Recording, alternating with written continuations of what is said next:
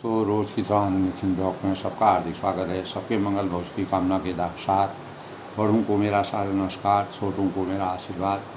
दोस्तों, मैं ठीक हूँ, आशा करता हूँ आप भी ठीक होंगे। आनंद लेखनी ब्लॉग में सबका हार्दिक स्वागत है।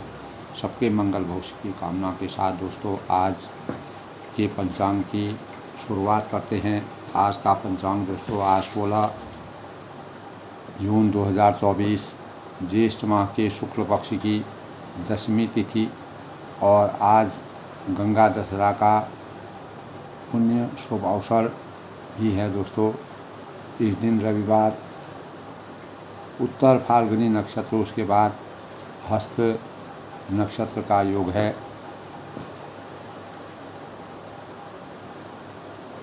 हस्त नक्षत्र और आज का दोस्तों रवि योग भी है, और रवि योग और हस्त नक्षत्र दोनों ही पूरे दिन में किसी प्रकार के भी शुभ कार्यों को करना बहुत ही शुभ कार्य माना गया है। और इस प्रकार के संयोग दोस्तों बहुत कम मिलते हैं। आज के दिन की शुरुआत, किसी भी कार्य की शुरुआत करने से शुभ कार्य फलों और मंगल मनोकामनाओं की पूर्ति का दिन माना गया है। आज के शुभ मुहूर्त की बात करें तो दोस्तों, अभिजीत मुहूर्त 11:54 से 12:50 तक। ब्रह्म मुहूर्त आज दोस्तों 4:03 से 4:43 तक। अमृतकाल आज 4:28 से 6:16 तक। और राहु काल की बात करें कि इस समय के दौरान हमको कार्यों को नहीं करना चाहिए। ये 5:36 से 7:21 तक है शाम को। आज का सूर्योदय दोस्तों 5:23 और सूर्यास्त जो है 7:21। इस प्रकार जो है आज के यानी रविवार और शुभ पंचांग की और शुभ रवि योग और हस्त नक्षत्र, उत्तरा फाल्गुनी नक्षत्र के बाद हस्त नक्षत्र की शुरुआत हो जाती है। यह नक्षत्र दोस्तों 27 नक्षत्रों में 13वां नक्षत्र होता है। तो इस प्रकार आज रविवार के अवसर पर दोस्तों हमें अनेक प्रकार के शुभ कार्यों को करने के भाव और इस प्रकार के योग बनते हैं। रविवार दोस्तों सूर्य देव की उपासना, जीवन में सुख समृद्धि, धन संपत्ति के आगमन और शत्रुओं के से छुटकारा, सूर्य देव की विधि विधान के साथ प्रातःकालीन सूर्योदय की उपासना का सबसे अच्छा बार माना गया है। आज दोस्तों सूर्य की चमक में एक अद्भुत छवि का इस प्रकार का द्योतक माना गया है आज के योग के अनुसार, क्योंकि रवि योग है। और रवि चर जातकों, जिन भी जातकों का दोस्तों आज जन्म हुआ है, वह आत्मविश्वास और आशावादी, नेतृत्व क्षमता, सहज भावना और मधुर चित्त और मजबूत रिश्तों को बनाने वाले होते हैं, जो भी जातक आज जन्म लेते हैं। नेतृत्व की भावना इनके अंतःकरण में बैठी रहती है और यह दिन चिंतन मनन और अध्ययन तथा सुखों की प्राप्ति का द्योतक रविवार माना गया है। रविवार को आदित्य हृदय शोध मंत्र का पाठ मजबूत हृदय के लिए और मानसिकता को उच्च बनाने के लिए ओम अस्या आदित्य हृदय भूतो भगवान ब्रह्मदेवाय देवता निरस्त्रा शेष सर्वत्र जैसे दोचौ विनियोग ततो युद्धं परिश्रांतं समरे चिंतया स्थितम। सूर्य मंत्र ओम घन सूर्याय नमः, ओम ह्रीं सूर्याय सहस्त्र किरणाय मनोवांछित फलम देहि देहि स्वाहा। तो ओम यही सूर्य सहस्त्रान तेजोरा अनुमांग भक्त्या ग्रहण गंग दिवाकरम। तो ओम ह्रीं ह्रीं सूर्य आदित्य क्लीं ओम अगस्त ऋषि ने दोस्तों इस मंत्र का वाल्मीकि रामायण में जब युद्ध कांड हुआ था उसके 5वें सर्ग में दोस्तों इसका पूर्ण रूप से विस्तार से विवरण है।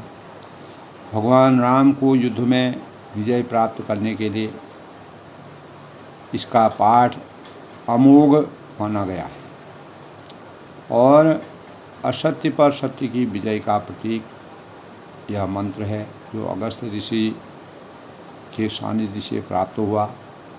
भगवान राम सिंह जब रावण को बार बार बाणों का प्रहार कर रहे थे, रावण के सर बार बार जोड़ रहे थे, इसी मंत्र के अमोघता के फलस्वरूप मर्यादा पुरुषोत्तम भगवान राम ने सूर्य देव की आराधना की और माँ दुर्गा माता की आराधना करके उनको शक्ति का संचय हुआ और सूर्य का प्रकाश का तेज पुंज उनके अंतःकरण में आया।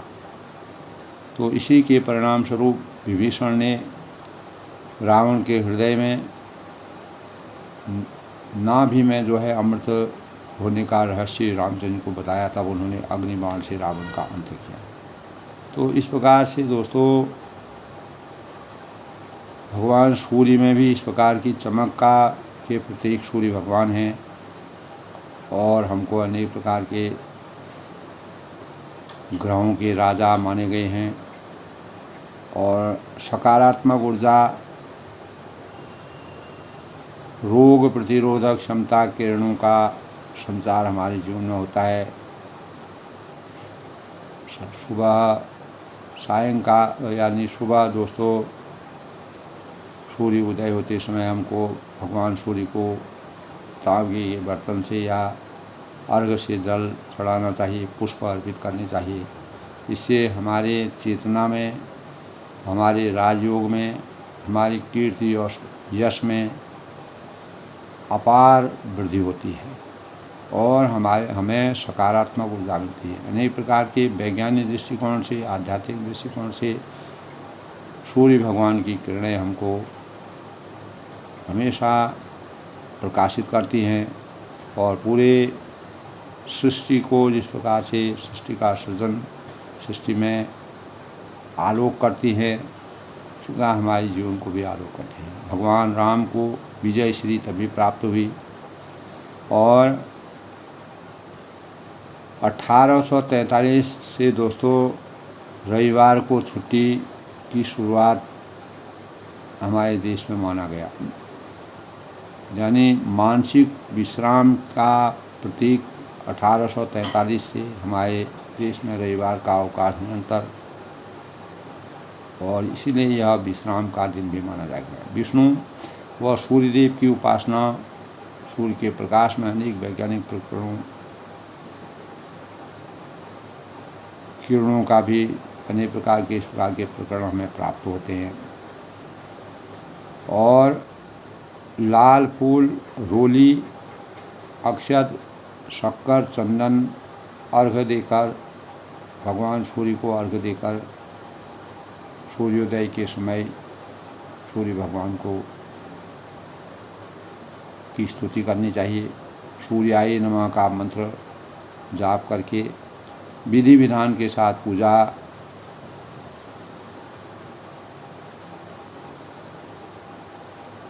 और फल है, कपड़े हैं, भोजन है इत्यादि चीज़ों का दान करने से हमारे कष्टों का निवारण होता है। इस प्रकार यानी सूर्यदेव के प्रसंग में दोस्तों अनेकों प्रसंग हैं, अनेकों सूर्य भगवान की अनेक प्रकार से पूजा पाठ करने से हमारे जीवन में अनेक प्रकार के मंगल कामनाओं का संचार होता है तो ख़ास तौर से दोस्तों रविवार के दिन भगवान सूर्य को जल अवश्य अर्पित करना चाहिए। इससे हमारे यश में वृद्धि होती है, राजयोग में वृद्धि होती है, हमारे जीवन में कीर्ति प्राप्त होती है। तो भगवान सूर्य का रोग प्रतिरोधक क्षमता हमारे जीवन में नकारात्मक ऊर्जा हरण हो जाती है और सकारात्मक ऊर्जा का उदय होता है। मर्यादा पुरुषोत्तम भगवान रामचंद्र ने दोस्तों हमेशा भगवान सूर्य की स्तुति की और सूर्य से ही अपने जीवन को चमत्कारिता बनाया और अनेक प्रकार से उनको प्रकाशवान बना के दिव्य ज्योति की प्राप्ति करके अपने जीवन को प्रखर बनाने के भाव मानवीय जीवन में अवतीर्ण होकर के उनको अनेक प्रकार की जो लीलाएं हैं उन लीलाओं को उन्होंने करने के भाव बनाए। रामचरितमानस का दोस्तों लंका कांड का प्रसंग अभी चल ही रहा है और प्रसंग में जो है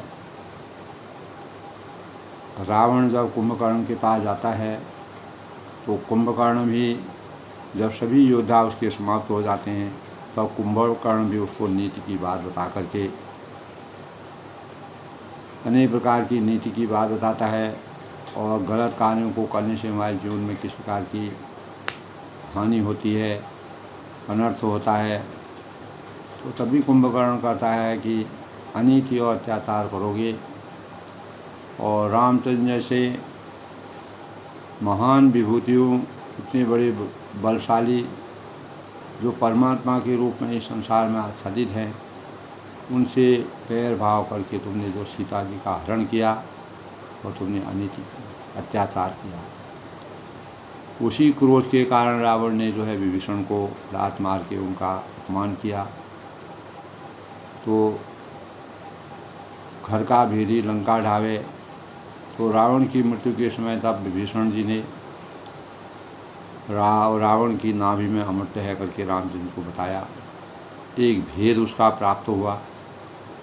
तो अगर हम बुराइयों के मार्ग पर चलते हैं तो हमारे कई जीवन के जो भेद होते हैं वो खुलते हैं।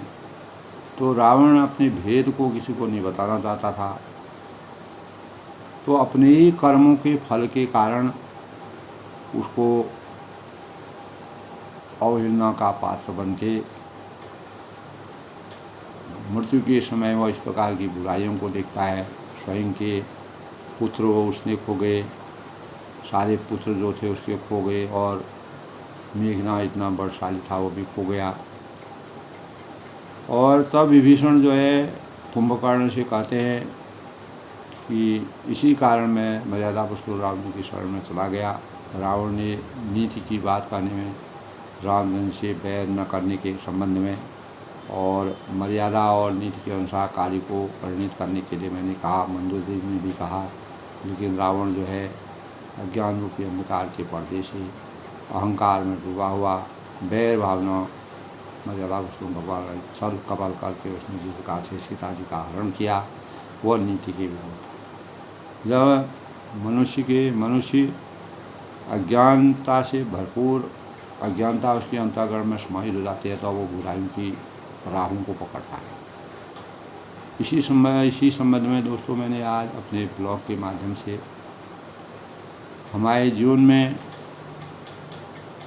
सही रास्तों का प्रयोग करना और एक सही मार्गदर्शक की क्या भूमिका होती है। तो रावण को एक सही मार्गदर्शक नहीं मिला। ज्ञान था, बुद्धि था, विवेक था और ज्योतिष का प्रकांड विद्वान था, लेकिन अहंकार अज्ञानता के कारण बचपन से ही वह एक सही मार्गदर्शक उसको नहीं मिला। गुरु के सानिध्य में माता पिता से उसने सभी लोगों में विभीषण हैं, कुंभकर्ण हैं, मारीची हैं और कुबेर हैं जिनको धन का खजाना मिला, उन्होंने भी अपने जीवन को चरितार्थ किया। लेकिन रावण अपनी अहंकार के कारण, अज्ञानता के कारण और मद में मस्त हो जाने के कारण अनेक प्रकार की महत्वाकांक्षाएं और राक्षसी माया में जो अखाड़े में जिस प्रकार के वो नाच गाने करके विभिन्न प्रकार की राक्षसी लीला करता था, उसी के कारण उसका जीवन उसने दोस्तों इस प्रकार के प्रकरण है कि रावण केवल 46 साल की उम्र में या में उसकी मौत हो गई। तो मन वचन और कर्म से कपट छोड़कर रणधीर राम जी का भजन करना, ये कुंभकर्ण ने शिक्षा दी थी। और विभीषण को भी इस प्रकार की शिक्षा दी कि मर्यादा पुरुषोत्तम भगवान राम की शक्ति में ये प्रसाद है। और मैं तो अब रावण के कहने पर काल के बश हो गया हूँ, मुझे अपना पराया नहीं सुहाता है, इसीलिए अब तुम जाओ मर्यादा पुरुषोत्तम भगवान राम की शरण। उसने भी इस प्रकार की बात की और मैं मर्यादा पुरुषोत्तम भगवान राम से मोक्ष की प्राप्ति करना। तो बंधु वचन सुनी चला विभीषण, आयो जय लोक विभूषण, नाथ भूधराकार शरीरा कुंभकर्ण आवरण। तो भाई के वचन सुनकर विभीषण गए और वहाँ आते ही त्रिलोकी भूषण श्री रामचंद्र के विभीषण ने कहा कि नाथ पर्वत के समान विशाल देह वाला रणधीर कुंभकर्ण आ रहा है। पूरा उसका भी वृत्तांत बताया और उसके शरीर का वर्णन किया। तो अंगदादि कवि मूर्छितो करि समेत सुग्रीव, काग दाप कवि राज कहूँ चला अनुपल से। तब सुग्रीव समेत अंगदादि वानरों को मूर्छित करके फिर वह अपरिमित बल को सीमा कुंभकर्ण वानरराज सुग्रीव को कोख में दबाकर चला गया। इतना शक्तिशाली था वो। तब ऐसे समय में भगवान शिव कहते हैं, कल के प्रसंग की बात है दोस्तों, उमा करत रघुपति नर लीला, उमा करत रघुपति नर लीला, खेलत गरुड़ जिम अहिगन मिला, भ्रुकुटी भंग जो काल ही खाई, ताई की सोय ऐस लड़ाई। शिव जी कहते हैं कि हे उमा, रघुनाथ जी वैसे ही नर लीला कर रहे हैं जैसे गरुड़ जो है सर्पों के साथ और चूहा जो है बिल्लियों के साथ करता है, बिल्ली जो है चूहों के साथ करती है। एक तरफ बिल्लियों की यानी चूहों की जान जाती है और बिल्ली उनसे खेल करती है। इस प्रकार सर्पों की जान जाती है लेकिन गरुड़ उनसे, तो इस प्रकार की, तो इसी प्रकार से जो है शिव जी कहते हैं कि भगवान नर लीला कर रहे हैं। जग पावन की रति बिस्तरही, गाय गाय भौमी न तरही, मूर्छा गई मारु सुर जागा, सुग्रीव तब लगा। तब कुंभकर्ण ने जिस प्रकार से जगत के पवित्र करने वाले वह कीर्ति फैलाने में जिसे गा गा कर मनुष्य भवसागर से तर जाते हैं, तब हनुमान जी और सुग्रीव जी को जो मूर्छा कुंभकर्ण के कारण आई थी वो जाग गए और सुग्रीव को खोजने लगे। सुग्रीव हूँ कह मूर्छा बीती, निमुख गए मतलब देख लगी, काटे हूँ दर्शन नाश का काना, गर्ज का सरम। तब सुग्रीव भी मूर्छा दूर हुई। तो मर्यादा पुरुषोत्तम भगवान राम जी अनेक प्रकार से इस प्रकार से पूरा जो वृत्तांत है वह नर लीला जो भगवान कर रहे हैं उनको देख रहे हैं। तो कांख के नीचे पड़े हुए कुंभकर्ण ने उनको मृतक जान दिया और ऐसा जान करके उन्होंने कुंभकर्ण के नाक कान दांतों से काट दिए और फिर गरज का आकाश की ओर चले गए और कुंभकर्ण ने जान दिया। तब गह्यो चरण कही भूम पछारा, अति लाघव उठि पुण्य हिमारा, पुण्य आयहूँ प्रभु पहि बलवाना, जयत जय जय कृपान। तो इस प्रकार मर्यादा पुरुषोत्तम भगवान राम सुग्रीव ने उनके पैर पकड़ता पछाड़ा तो बड़ी फुर्ती से वो उठा और तब उसने बलवान सुग्रीव प्रभु भगवान के पास गया और कृपा निधान प्रभु की जय हो कही। तो भगवान मर्यादा पुरुषोत्तम भगवान राम जी उनको शक्ति का कुंभकर्ण की कितनी शक्ति है करके उन्होंने पता किया और नर लीला उन्होंने खेली। तो नाक कान काटे गए ऐसा मन में जानकर बड़ी ग्लानि कुंभकर्ण को हुई क्रोध करके वो लौटा। एक तो वह स्वभाव आकृति से ही भयंकर शरीर वाला था और बिना नाक कान का होने पर और भयानक हो गया। उसे देखकर वानरों की सेना जो है में भय पैदा हो गया। तब मर्यादा पुरुषोत्तम भगवान राम जी उनको शक्ति दी। कुंभकर्ण भी दोस्तों बहुत बड़ा बलशाली था, अपार बल था उसके पास। तो मर्यादा पुरुषोत्तम भगवान राम जी इसी को नरलीला के रूप में देख रहे थे। जय जय जय रघुवंश बनी धाई कभी कहीं भूत, एक कहीं बार काश पर और साण में गिर पड़ा। तब कल के प्रसंग में दोस्तों रघुवंश में की जय हो जय हो जय हो पुकार कर वानर जब उनको वास्तविक मर्यादा पुरुषोत्तम भगवान राम जी की शक्ति का ज्ञान हुआ तो सब ने एक ही साथ उस पर पहाड़ और वृक्षों का समूह छोड़ दिया और विभीषण को इस प्रकार से लज्जित कर दिया कि वह परेशान हुआ। तभी कहते हैं दोस्तों संशय से मुक्ति हो जाना। तो मर्यादा पुरुषोत्तम भगवान राम जी के सबके संशय को समाप्त कर दिया। मनुष्य को सदैव काल एवं परिस्थितियों के अनुकूल निर्णय लेने पड़ते हैं। मानव रूप में अवतीर्ण होकर भगवान मर्यादा पुरुषोत्तम भगवान राम जी इस प्रकार के निर्णय लिए।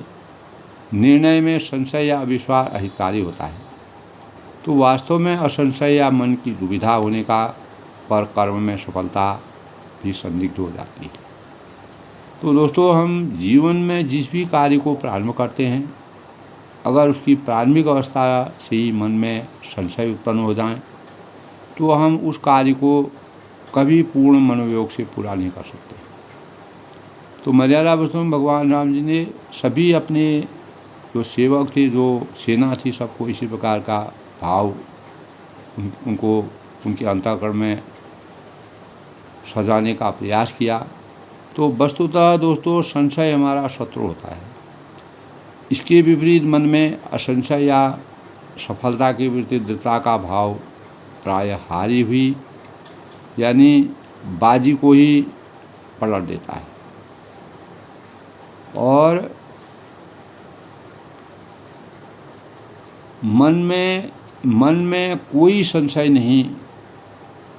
अगर मन में किसी प्रकार संशय है, हमको उसको कैसे दूर करना चाहिए?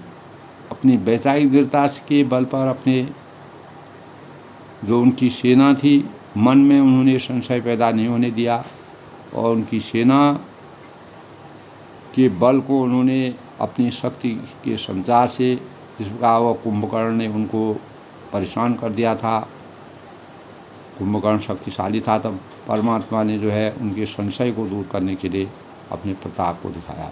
तब वह जय जय जय भगवान राम सिंह का आशीर्वाद प्राप्त करते।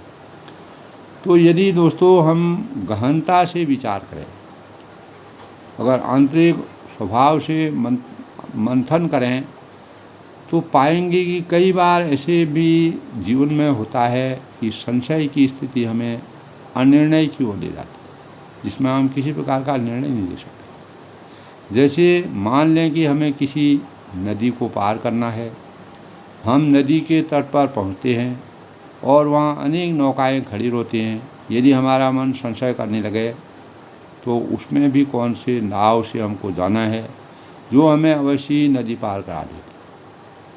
यानी उस अवस्था में भी संभवतः हम कभी यह निर्णय नहीं ले सकते हैं कि हम किस नाव से नदी को पार करें। तो इस अनिर्णय की स्थिति में हमारा नदी पार करना भी संदिग्ध हो। तो मर्यादा पुरुषोत्तम भगवान रामचंद्र जी को मानवीय रूप में जिस प्रकार से परमात्मा का के भावों से उन्होंने,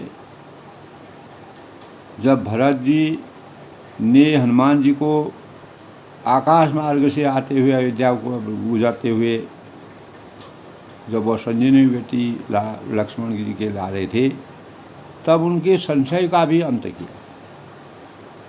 तो जब मस्तिष्क में संशय पैदा होता है तो उसको कैसे दूर किया जाता है, उसका निदान का क्या उपाय है? तो परमात्मा ने उन बातों को सभी के अंतःकरण में सही ढंग से, ऐसे में ही जिस प्रकार नाव की घटना मैंने बताई दोस्तों, तो नाव जब तक हम उसका सही चयन नहीं करेंगे, स्थिरता से अपने मस्तिष्क को नहीं रखेंगे, तो हम नदी को पार नहीं कर सकते। एक सही निर्णय, सही कार्य, सही समय पर निर्णय लेना, ये हमारे संशयों को दूर करने की अभिव्यक्ति है। ऐसे में हमें संशय रहित होकर किसी एक नाव का चयन पूरी श्रद्धा और विश्वास के साथ करना होगा।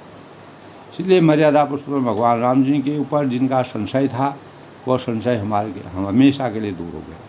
तभी गंतव्य तक, तभी वह अपने कार्य तक पहुँचे। इसी प्रकार हम नाव को पार करते हुए सही नाव का चयन करेंगे।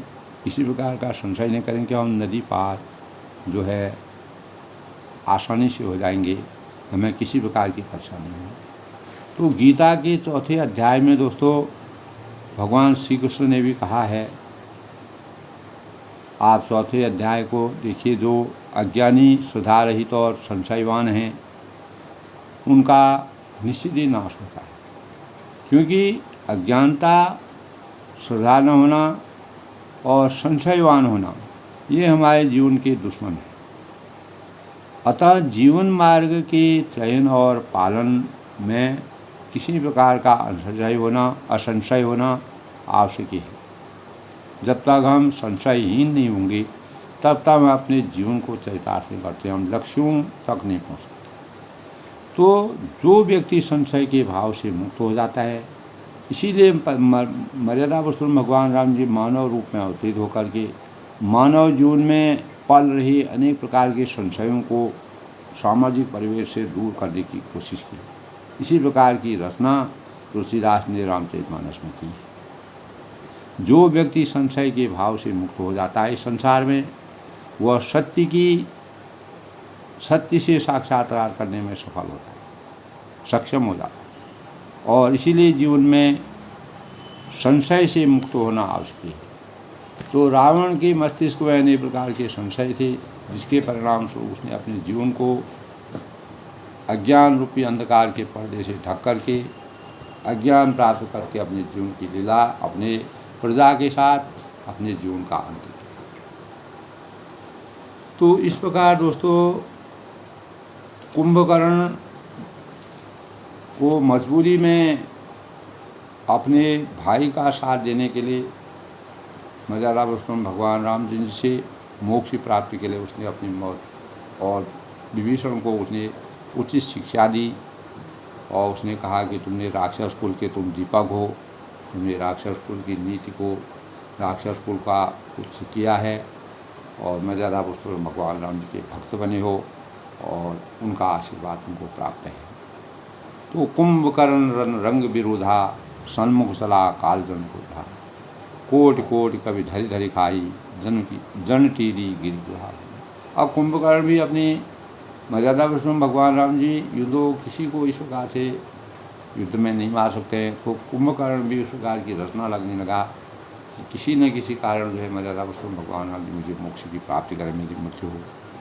तो रण के उत्साहों में कुंभकर्ण जो है विरुद्ध होकर सामने ऐसा चला मानो क्रोधित होकर काल ही आ रहा और करोड़ करोड़ बानरों के साथ पकड़कर खाने लगा।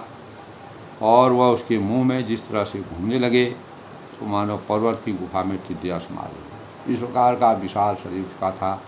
तो बानरों को वह पकड़ रहा था अपने, यानी ये जो थे दोस्तों सब मायावी शक्ति इनको थी। उसी मायावी की शक्ति के कारण जो है रावण को इतना अहंकार हुआ। कोटिन गही शरीर सन मर्दा, कोटिन मीच मिलव सम मर्दा, मुख नासा स्वर्ण कई का बाटा, निसर परे भालू को डाटा। तब करोड़ों को पकड़कर, करोड़ों बानों को पकड़ कर उसने शरीर से उनको मसल डाला और मसल करके पकड़ कर उनको खाने लगा। और भालू और बानों के ठट उसके मुंह, नाक और कानों में के राह से निकल कर भाग रहे हैं। रन मद मत निशाचर दर्पा, विश्व प्रसिद्ध गौ एवी था मुरे सुबड़ सब फिर न फेरे सूझ न नयन सुनाई दे। तो राक्षसी माया का वृतांत जो है तुलसीदास ने बड़ी विचित्र ढंग से किया है कि किस प्रकार की उनकी रचना थी। तो ऐसी रचना से तो रण के मद में मत राक्षस कुंभकर्ण इस प्रकार गर्वित हुआ कि मानो विधाता ने उसको सारा विश्व अर्पण कर दिया, यानी बानरों को जहाँ तहाँ पटापुटो करके वह मारने लगा और उसे वह ग्रास कर जाता था, खा जाता था। तब योद्धा भाग खड़े हुए, मोरे सुबड़ सब फिर ही न फिरे। तब योद्धा भाग खड़े हुए, लौटाए भी नहीं लौटे। आँखों में सूझ न नयन सुनई नहीं थे, और आँखों से उन्हें सूझ नहीं पड़ता था कि वह पुकारने से सुनते थे। कुंभकर्ण कभी फौज बिधारी, सुनिधाई रजनी तरधारी। देखी राम विकल कटकाई, रिपु अनेक नाना विधि। तब कुंभकर्ण ने वानर सेना को तितर बितर कर दिया, इधर उधर कर दिया। बहुत भयंकर विशाल शक्ति वाला था। सुनकर राक्षस सेना भी दौड़ी और श्री राम जी ने देखा कि अपनी सेना व्याकुल है, शत्रु की नाना प्रकार से सेना आ गई है। देखी राम विकल कटकाई, रिपु अनेक नाना विधिया। अनेक प्रकार के शत्रु की सेना जो है वार कर ली। तो मर्यादा पुरुषोत्तम भगवान रामचंद्र जी नरलीला करके मानवी राक्षस और मानवों के बीच में, देवताओं के बीच में किस प्रकार का अंतर होता है, उन भावों को तुलसीदास ने सविस्तार वर्णन किया है।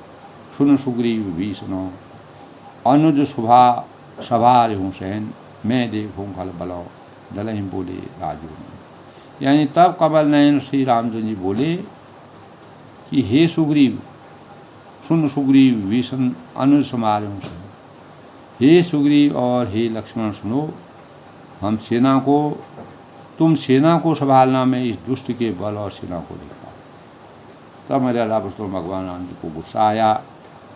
तब उन्होंने कहा कि इस दुष्ट को अब मारना पड़ेगा। कर का संग सजे साज कटिमा था, हरिदल दल रही रघुनाथा। प्रथम कीन प्रभु धनुष टकोरा, रिपुदल बदिर भय सुख। हाथ में सांग धनुष और कमर में तरकस सरकस श्री रघुनाथ जी शत्रु सेना को दलन करने चले, उनका खंडन करने लगे, उनको समाप्त करने चले। कर सारंग साज कटिमा था, हरिदल दलन चले रघुनाथा। प्रथम कीन प्रभु धनुष टकोरा। प्रभु ने पहले तो धनुष का टंकार किया और जिसकी भयानक आवाज़ रिपुदल बदिर भय सुन बोला। आवाज़ सुनते ही शत्रुदल बहरा हो गया। तो सब जो है एक ही क्षण में जो है भगवान ने उनको बहरा कर दिया। सत्य संद छाड़े सर लच्छा, काल सर्वजन चले सुकच्छा। जहाँ तहाँ चले विपुल नाराचा, लगे कटन भट विकट विषय। फिर सत्य प्रतिज्ञ श्री रामचंद्र ने 1,00,000 बाण इकट्ठे छोड़ने पड़े और जिसके परिणाम स्वरूप काल सर्वजन चले सुकच्छा। वे ऐसे चले मानो पंख वाले काल सर्व चले, और जहाँ तहाँ चले विपुल नराचा, और जहाँ तहाँ बहुत से बाण चले, लगे कटन भट विकल्प साधा, जिनके भयंकर राक्षस योद्धा कटने लगे। तब राक्षसों को परमात्मा की शक्ति का पता चला। कटहि चरण और सिर भुजदंडा, बहुत अगबीर होई तर ठंडा। घूर्मी घूर्मी घायल मही पर ही, उठी सवार सुबड़ पुनिला रही। यानी कटहि चरण उर सिर भुजदंडा, उनके चरण, छाती, सिर और भुजदंड कट रहे। और बहुत अगबीर होई सतखंडा, बहुत से वीरों के 100 टुकड़े हो जाते हैं। घूर्मी घूर्मी घायल मही पर ही, घायल चक्कर खा खा का पड़ रहे हैं। और उठी संभाल सुबड़ पुनिला रही। उत्तम योद्धा फिर संभल कर उठते और लड़ते हैं। इस प्रकार के युद्ध की विभीषिका का जो वर्णन तुलसीदास जी ने किया है, मर्यादा पुरुषोत्तम भगवान राम जी जिस प्रकार से दुष्टों के, राक्षसों के संहार करने के लिए अनेक प्रकार की एक ही बाण से 100 बाण जब उन्होंने छोड़े, तब सब राक्षस जो है आश्चर्यचकित हो गए। तब मर्यादा पुरुषोत्तम भगवान ने कहा कि शक्ति का उनको पता चला। लागत बाण जलद जिमी गए हैं, बाण लगते ही मेघ की तरह गरजने लगे और बहुतक देख कठिन सर भागे। बहुत से तो कठिन बाण को देखकर ही भाग जाते हैं, कुछ तो ऐसे ही रणभूमि से भाग जाते हैं। रुंड प्रचंड मुंड बिन भावे, बिना मुंड के बिना सिर के बिना धड़ के वह दौड़ रहे हैं। और जैसे सांप को मारा जाता है तो उसका धड़ जो है इधर से उधर बिलखने लगता है, उसी प्रकार पकड़ो पकड़ो मारो मारो धरो धरो मारो मारो धुनी कावहीं, ऐसे शब्द करते हुए वो चिल्ला रहे। मर्यादा पुरुषोत्तम भगवान राम जी ने अपने वर्चस्व का, अपने दिव्य शक्ति का प्रयोग करना शुरू किया। छन महु प्रभु के सहायक नहीं, काटे विकट पिशाच। प्रभु के बाणों से क्षण मात्र में ही भयानक राशियों को काट कर रखी। दोस्तों, जब दुनिया में, इस सृष्टि में जब तक धर्म की हानि होती है, अधर्म की वृद्धि होती है, तब भगवान श्री कृष्ण ने द्वापर में जन्म लिया था। इसी प्रकार त्रेता में मर्यादा पुरुषोत्तम भगवान राम ने जन्म लिया धर्म की रक्षा करने के लिए और अधर्म को बढ़ने से रोकने के लिए। भगवानों ने हर युग में, सतयुग है, द्वापर है, त्रेता है, कलयुग है, तो कलयुग में भी दोस्तों परमात्मा का कभी न कभी इस प्रकार का प्रभाव होगा। जो लोग अत्याचारी हैं, अहंकारी हैं, गलत कार्य कर रहे हैं, लोगों को पीड़ा पहुंचा रहे हैं, उनको अवश्य दंड मिलेगा, ये निश्चित है दोस्तों। समय की पुकार होती है, समय बलवान होता है। जब यह मानवों में अत्याचार बढ़ने लगेगा, अनीति बढ़ने लगी, अत्याचार बढ़ने लगेगा, मानव को दानव का जैसा व्यवहार करने लगेगा, निश्चित ही भगवान का अवतरण होगा। जब दोस्तों सतयुग में, द्वापर में, त्रेता में हुआ था, तो कलयुग में भी होगा। तो प्रभु के बाणों की क्षण मात्र में भयानक राशियों को काट कर रख दिया। फिर वे सब बाण पुण्य रघुवीर निसंग महु प्रविश परियोजना, सब बाण लौट कर मर्यादा पुरुषोत्तम भगवान की तर्कश, यानी उनके तर्कश में वह वापस आ जाते। इस प्रकार से मर्यादा पुरुषोत्तम की विभीषिका में जिस प्रकार का वर्णन हो गया, उसको तुलसीदास ने बड़े ही मार्मिक ढंग से वर्णन किया है। कुंभकर्ण मन दीख विचारी, हति छन माच निशाचर धारी। कुंभकर्ण मन में विचार कर देखा कि श्री राम के क्षण मात्र में राक्षसी सेना का संहार कर डाला है, इतने बड़े धीर वीर हैं। था अति क्रुद्ध महाबल वीरा, तब वह महाबली अत्यंत क्रोधित हुआ और उसने गंभीर सिंहनाद किया। तो कुंभकर्ण भी बलशाली था। कोप मही धर ले उपारी, डारी न जमर कटबर भारी। तो वह क्रोध करके पर्वत उखाड़ देता है और भारी भारी बानर योद्धा होते हैं वहाँ उनको डाल देता है। आवत देख सैरो बारी, शरण काट रथ समर करीदारी। और बड़े बड़े पर्वतों को आते देखा प्रभु ने उनको बाणों से काट कर धूल के समान फूट कर डाला। तो युद्ध में दोस्तों इस प्रकार के वीर थे, इसलिए रावण बहुत ही वीर था, बलवान था। कैलाश पर्वत को इसने उठाया अपने हाथों में। तो कुंभकर्ण को भी अपार शक्ति थी, लेकिन मर्यादा पुरुषोत्तम भगवान राम जी का भक्त था। अंत समय जो है उसने इस प्रकार का वर्णन इसलिए किया क्योंकि वह रावण के अनुसार काल की गति को प्राप्त करना चाहता था और मोक्ष की प्राप्ति करना। पुण्य धनुता कोपि रघुनायक छाणी अति करार बहुराय। तब फिर रघुनाथ जी ने क्रोध करके धनुष को तान कर बहुत से अत्यंत भयानक बाण छोड़े। तो वे बाण तनु महु प्रवेश निसर सर जाही, वे बाण कुंभकर्ण के शरीर में घुसकर पीछे से इस प्रकार निकल जाते हैं कि उसका पता भी नहीं चलता है, जैसे बिजलियाँ बादल में समा जाती हैं। इस प्रकार का विशाल शरीर है, कोई प्रभाव ही नहीं पड़ता है। सो नित सोवन सो तनकारी जनु का जल गिरी पनारी विकल बिलोग भाल को विधाई भेषा जो है निकल कर विधाई। तब उसने काले शरीर से रुधिर बहता है और ऐसी शोभा देता है मानो काजल के पर्वत से गेरू के पनाले बह रहे हों। इस प्रकार का रक्त का प्रभाव हो रहा है। और विकल बिलोग भाल को विधाई, उसे व्याकुल देकर रीछ जो बानर है वह उसको डर करके वह दूर भागते हैं।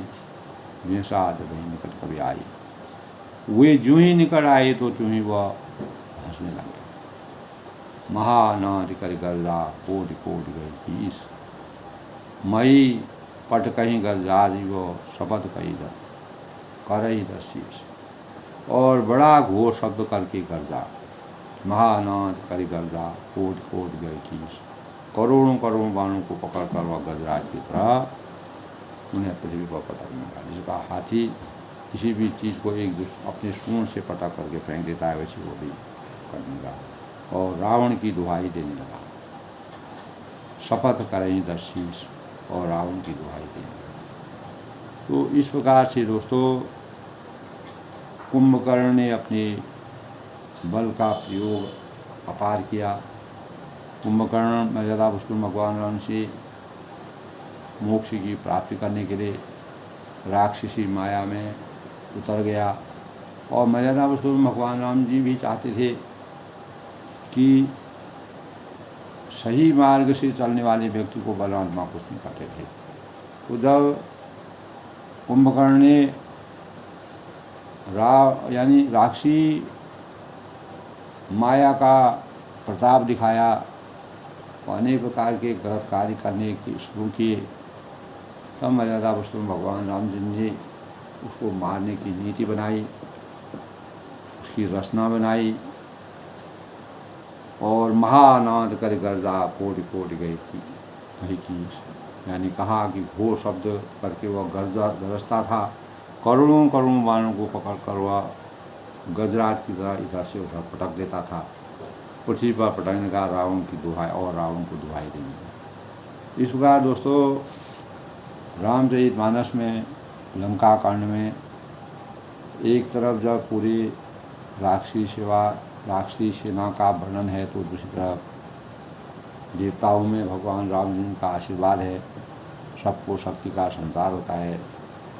और जो राक्षस हैं वो मायावी शक्ति से अभिशप्त हैं, तो वो भी अपने प्रभाव को दिखाते हैं रणभूमि में। उनको गत्वा राम मर्यादा पुरुषोत्तम भगवान रामचंद्र ने तुलसीदास जी ने इस प्रकार का वर्णन किया है कि ऐसे विशालकाय, ऐसे प्रभुत्व वाले, ऐसे वीर लोगों को मर्यादा पुरुषोत्तम भगवान राम जी संघर्ष में किस प्रकार से उनको पराजित किया। तो कितना भी दुष्ट, कितना भी बलशाली हो, अगर वो अनिति पर राज चल रहा है, अत्याचार पर चल रहा है, तो एक न दिन उसको, तो भगवान इस संसार में दोस्तों यदा यदा ही धर्मस्य ग्लानिर्भरति भारत अभ्युत्थानम धर्मस्य तदात्मानं सदात्मानं। तो गीता में भी दोस्तों कहा है, जब जब धर्म की हानि होती है, अधर्म की वृद्धि होती है, जिस प्रकार भगवान श्री कृष्ण द्वापर में पैदा होकर के जन्म लेकर के राम नर रूप में यानी मानव रूप में अवतरित होकर के उन्होंने अनेक जगह अनाचार, अत्याचार, अनीति को दूर करके विजय प्राप्त करके धर्म की स्थापना करने का काम किया। उसी प्रकार त्रेता में मर्यादा पुरुषोत्तम भगवान राम जी ने दशरथ जी के वहाँ जन्म लेकर के ऐसे वीर राक्षसों का अंत करने के लिए 14 साल का वनवास लेकर के मानवीय जीवन को जगाने और धर्म की स्थापना करने के लिए अन्याय और अत्याचार की विभीषिका से मानव जीवन को और सृष्टि को बचाने के लिए जो कार्य किए, वो आज भी हमारे जीवन के लिए वरदान के समान हैं। इन्हीं भावों से आज के प्रसंग में कुंभकर्ण की वीरता का वर्णन और मर्यादा पुरुषोत्तम भगवान रामचंद्र जी उसकी वीरता को कैसे समाप्त करते हैं। ऐसे भावों से हमारा जीवन धन्य हो जाता है कि इस प्रकार के देव परमात्मा जब इस भारत भूमि पर पैदा होते हैं तो निश्चित ही दोस्तों कलयुग में भी इस प्रकार का जब अन्याय, अधर्म और अनीति, अत्याचार बढ़ जाएगा तो किसी न किसी रूप में भगवान अवतीर्ण होंगे और सदाचार और धर्म की रक्षा के लिए, मानव जीवन के कल्याण के लिए, सृष्टि को सजो कर रखने के लिए किसी न किसी रूप में कलयुग में भी अवतीर्ण होंगे, ऐसा मेरा अनुमान है। और यही जग सत्य है, यही नीति है, यही मर्यादा है, यही रामचरितमानस की सबसे बड़ी भूमिका है। इसीलिए तुलसीदास जी ने इस प्रकार का वर्णन रामचरितमानस में रामचंद्र के आदर्शों का जो वर्णन किया है वह हमारे जीवन के लिए हमेशा चरितार्थ रहेगा। सबके मंगल भविष्य की कामना के साथ आज के प्रसंग में इतना ही। कल फिर मिलते हैं दोस्तों आगे का प्रसंग का।